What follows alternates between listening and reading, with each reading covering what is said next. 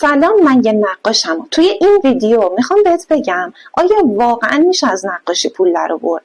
اگه میشه چطوری؟ از چه راهایی؟ بچه این ویدیو تماما تجربه شخصی خودمه و خودم دونه دونه‌شون رو انجام دادم. پس تا آخر ویدیو همراه هم باشید.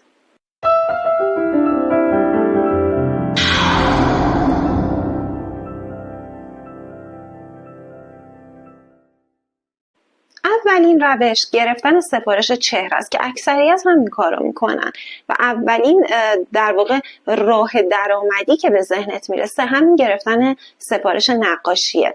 حالا یا چهره یا حالا هر سبکی که داری کار میکنی، ولی خب عمدتاً توی ایران سفارش چهره بهت میدن.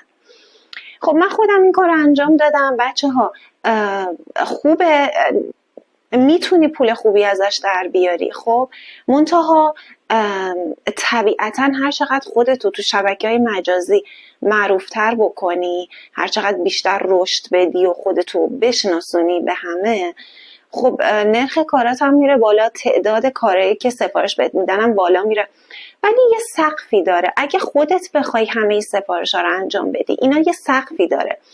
تو دیگه نهایتا هر چقدر دستت حالا فرض باشه و حرفه‌ای باشی، بیشتر از هفته مثلا 3 تا نهایتا نمیتونی کار تحویل بدی. خب و اینم هستش که زیاد سایز بزرگ سفارش نه. اصلا سایز بزرگ باشه که یه دونه بیشتر نمیتونی کار کنی، ولی تو سایزهای مثلا A4 و حالا A3 نهایتا بیشتر از هفته 2 تا 3 تا نمیتونی کار بکنی. خب در نتیجه درآمد تو یه سقفی داره، از اون بالاتر نمیره. خب مگر اینکه حالا با یه سری همکاری بکنی، یه سری از کسایی که تو اینستاگرام یه مقدار روی پیجشون کار کردن و معروفترن، دیگه خودشون سفارش انجام نمیدن، یا اینکه خودشون هم انجام میدن منتها با چند نفر دیگه هم کار میکنن و به اونا درصد میدن.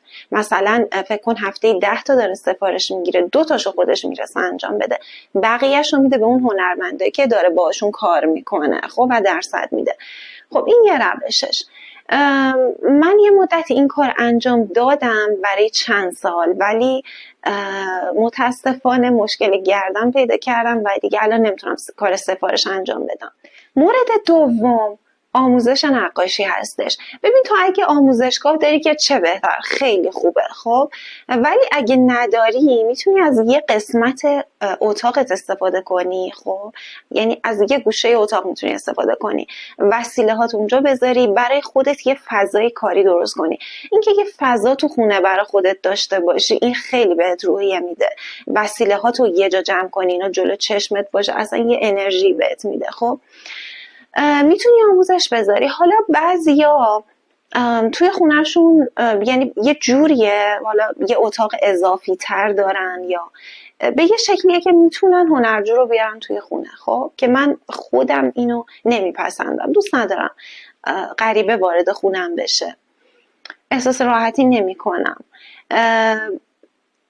به نظر من حالا توی این شرایط اگه نمیخوای کسی بیاد خونت و بیرونم که آموزشگاه نداری، میتونی که به روش مجازی این کار انجام بدی. خب مثل خود من که یه سری دوره ضبط کردم توی مثلا طراحی سیاه قلم، توی قسمت طراحی چشمی از چهره و آناتومی، یا اینکه در واقع طراحی پایه که اصول و الفبای نقاشی هستش. اینا 3 تا دوره هست که هر کدوم یه چند ترم داره. من این ترم ها رو توی تلگرام براشون یه کانال درست کردم، ویدیوها رو اونجا آپلود کردم. میتونی این کار انجام بدی و مثلا توی شبکه‌های مجازی که هستی بیای تبلیغ کار خودتو بکنی. هر کسی که هزینه‌ش رو داد و ثبت نام کرد، اونو توی اون گروه مربوطه ادش کنی. سومین روش کانال یوتیوب هست که اینم باز خودم دارم، یعنی تا اینجا همش رو خودم انجام دادم. خب کانال یوتیوب، خب من 2 تا کانال یوتیوب دارم، یه دونه انگلیسی، یه دونه هم که همین کانال فارسی. این کانال فارسی مانیتایز نشده، خیلی وقتم هست دارم روش کار میکنم. اون انگلیسیه رو بعد از این شروع کردم، ولی اون زود مانیتایز شد، احتمالاً بخاطر اینکه جامعه کلاً انگلیسی زبونا خیلی بیشتر از فارسی زبون است.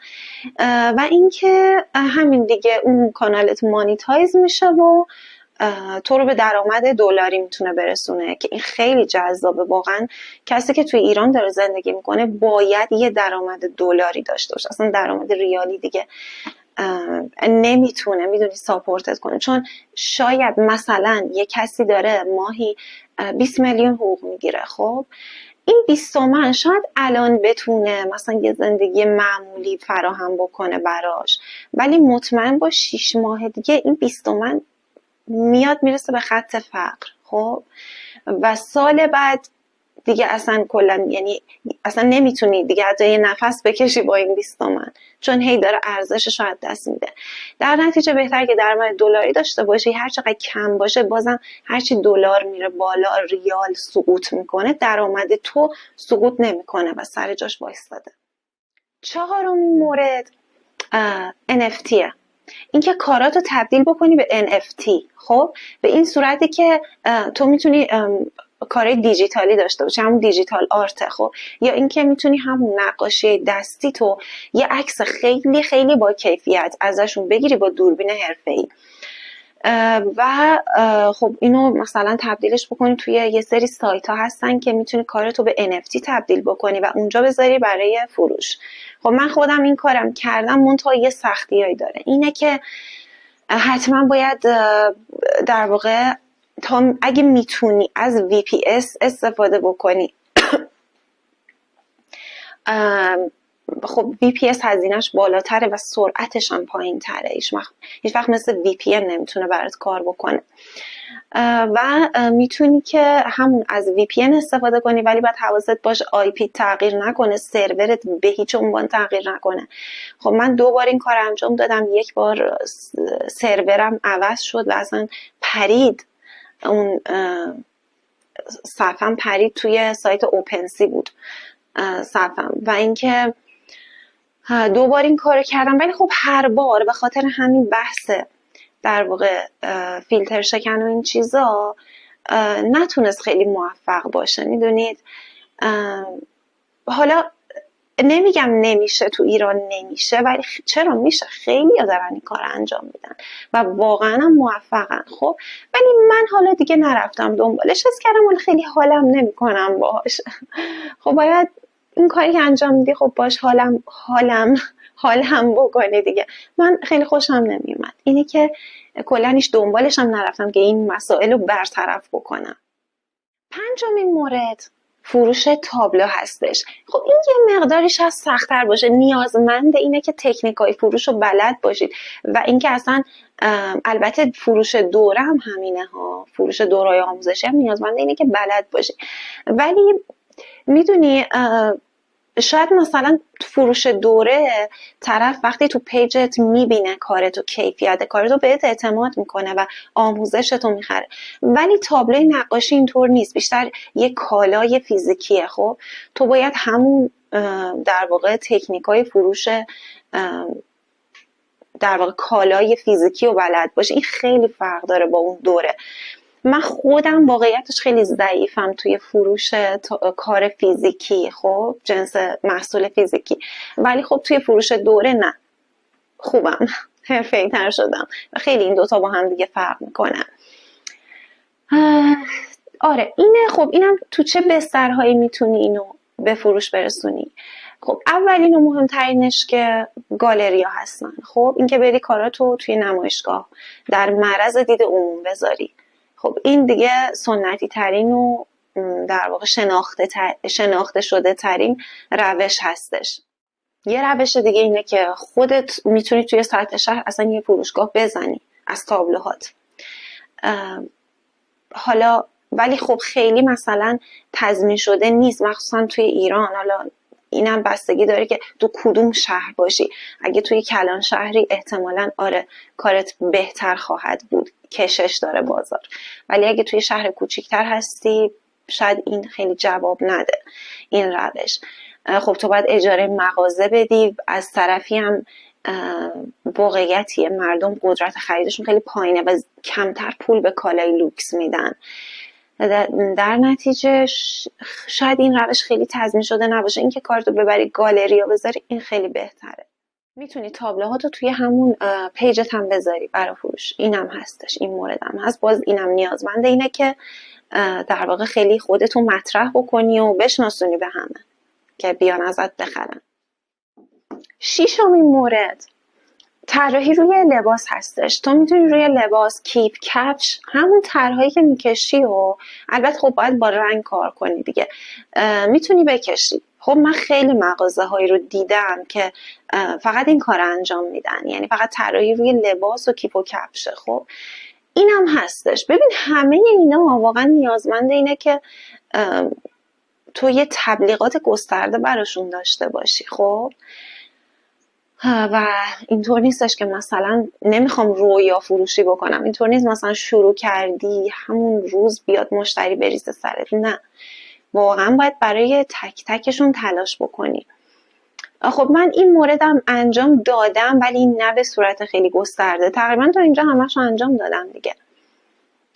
ولی خب اون چیزی که بیشتر برای خود من سود داشت، منفعت داشت، همون سفارش گرفتن بوده، فروش دوره بوده و کانال یوتیوب بوده. این کانال یوتیوب هم خب میتونم بگم بین همشون برای من از همش بهتر بوده، یعنی همچین نتیجه بخشتر بوده برای من. و این که فکر میکنم میتونی برای کار تتو هم طرح بزنی. خب این شاید مثلا یه در واقع جامعه فروش خیلی کوچیکی داشته باشی یا خیلی گسترده نیست، ولی هست.